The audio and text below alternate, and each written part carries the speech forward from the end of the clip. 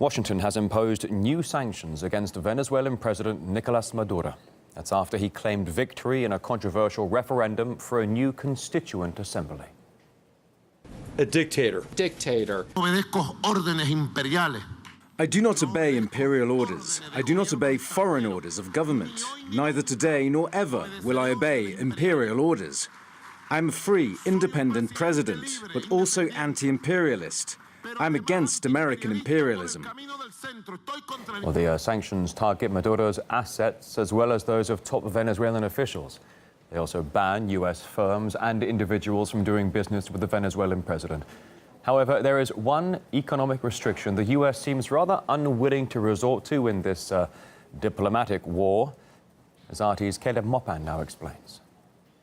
Despite the fact that Maduro was democratically elected, U.S. leaders call him a dictator. We will work with our partners to hold accountable all those responsible for the escalating violence and ongoing human rights violations. As a result of today's sanctions, all assets of Maduro subject to U.S. jurisdiction are frozen, and U.S. persons are prohibited from dealing with him.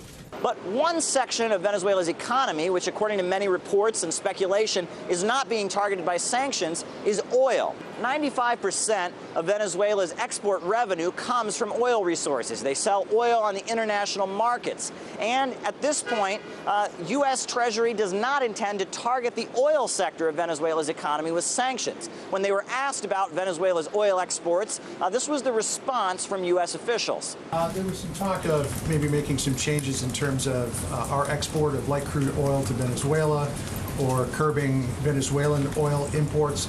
Is that still on the table? Let me just say we will continue to monitor all of our specific options. And would sanctions against oil hurt I'm the not going to Venezuelan comment people? on that. What I will say is we will monitor all of our options. So many people are watching the crisis in Venezuela as the country moves ahead with its constituent assembly. But many people are also watching officials in Washington, D.C. and wondering how their actions could have an impact on the ongoing situation in the country. Caleb Maupin, RT, New York. But imposing sanctions on Venezuela's oil industry would not be without cost for Washington. Venezuela exports a large amount of crude oil to the U.S., amounting to nearly 741,000 barrels a day. The Latin American country is the third largest exporter of crude oil to the U.S. Venezuela also bought around 15% of American light crude exports last year. And earlier, we talked to Miguel Tinker Salas, an expert on Latin America, who told us why he thinks the U.S. has held off on sanctioning crude oil.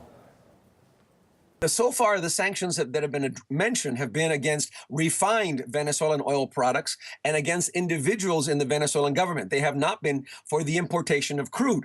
The fact that they're not including crude speaks to that interdependence and the fact that U.S. oil producers and exporters don't want to upend the market, and potentially that 10% extraction of Venezuelan oil could spike U.S. gasoline prices as well. So I think that is the concern.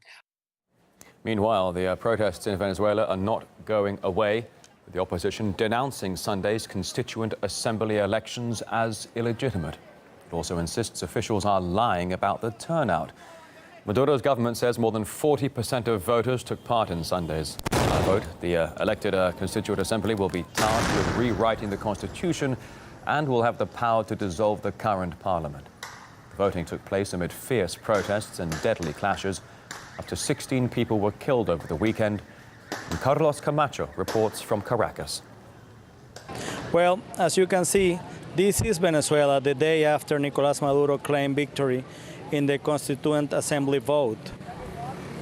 Barricades, we had to sort a couple of those in order to get here. It's been a very violent 4 months here in Venezuela. Total deaths since the protests started on April 1st.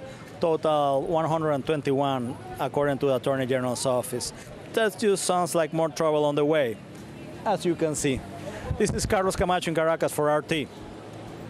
We discussed this issue with Francisco Dominguez, head of the Latin American Studies Research Group at the UK's Middlesex University, and Christian Mantera, lawyer and director at La Tribuna online magazine.